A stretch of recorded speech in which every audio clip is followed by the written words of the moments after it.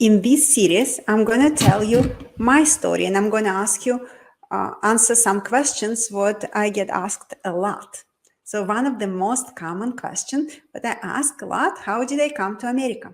And I meet people on a different parts of life and I inevitably encounter that question, where are you from?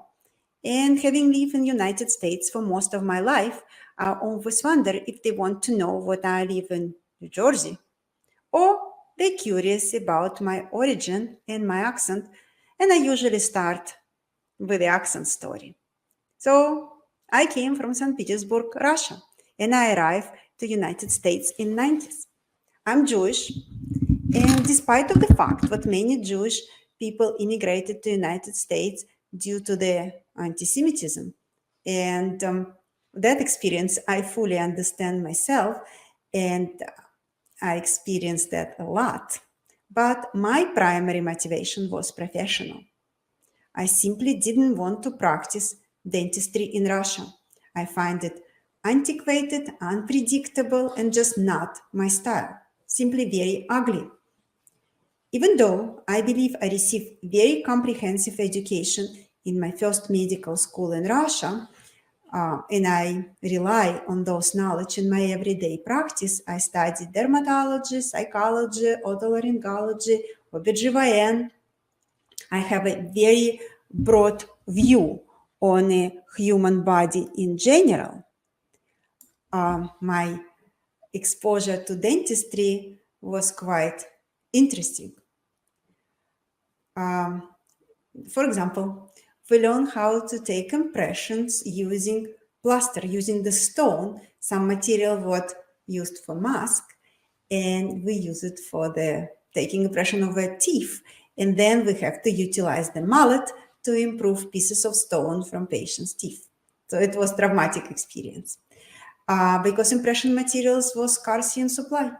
We also use cement, what contractors use for walls, we use them for the root canals. And instead of crafting porcelain crowns, we learn how to work with the metal crowns, and those metal crowns, they kind of interact and they create electrical shocks in the patient's mouth, which was also very frustrating. And additional to that, we had no understanding of periodontal disease, and extraction was considered a standard treatment. But I remember looking through American magazines and gazing at the models and Hollywood stars, and I could not help notice their smile, the radiant, famous American smile. And I had a dream. Maybe I can create something like that for my patients. I really want to bring that American dentistry and that smile to those who are under my care, what they can what they can smile with the confidence and joy. You know, that people always say Russian people don't smile or Soviet people don't smile. They don't smile because they don't have nothing to smile about. That can be one of the answers, but another way, they're embarrassed to show their teeth. But another reason what I came to United States was also a historical landscape in 90s in Russia. And that was very similar to situation in United States in 20s and 30s. And it was a prevalence of criminal activities, racketing, ransom, and torture. That was a period of transitioning from socialism to capitalism, and it resulting in reconfiguration of resources and power. And this transformation not only occurred on government level, but also every citizen was affected. Established government system vanished, and new business emerged in tumultuous manner. And sometimes it can affect you physically, that manner. And one of the reasons I wanted to become a dentist was also embodied to be both entrepreneur and healthcare provider. I want to be responsible for my craft as well as for my business. But I was really scared what one day a robust individual would approach me demanding monthly payment for protection to protect me from other abused individuals. That was really intimidating experience, and seeking police was not a viable option because you have to pay monthly payment to police as well. It was in such delicate circumstances, I really felt overwhelming with the lack of control over my own life. And it's not myths and legends. I have a lot of friends who were affected by that with torture, and some of them lost their life. And I was very fortunate to have this opportunity to move. And now my real story, the truth is, I arrived to America as a Jewish refugee, thank you, with the $500 in my pocket and by myself.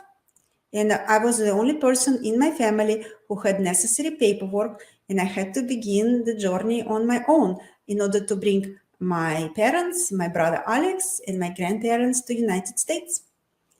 I read many books about climbing the ladder to succeed in America, starting from the bottom. And literature of Theodore Dreiser stands out in my memory, and I can proudly say I have that experience of climb firsthand. I tried different professions in America, from cleaning service to babysitting. I was working as a cleaning lady in Borough Park. And along my path, I encountered numerous challenging situations. And it was a really fortunate opportunity for me to learn the American way. For example, I had to work in the streets in Brooklyn in search of the apartment. And no one would rent me the apartment because I didn't have a guarantor.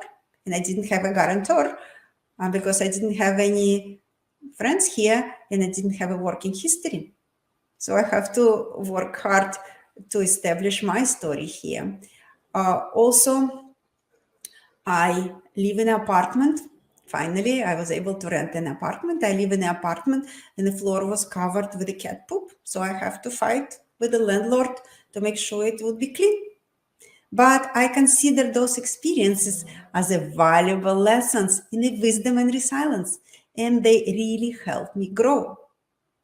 Also, what's another important point, the network of people who assist me in advancing in something I have to weave from scratch. But that fact, what I live in both systems, in Russia and in the United States, I have gained unique perspective on life from two different dimensions. And I think that made me more compassionate and broad-minded. And people often ask me if I'm happy or content with my life here. And my answer is always the same. I love this country. My life is so much better here. I enjoy my private and my professional life.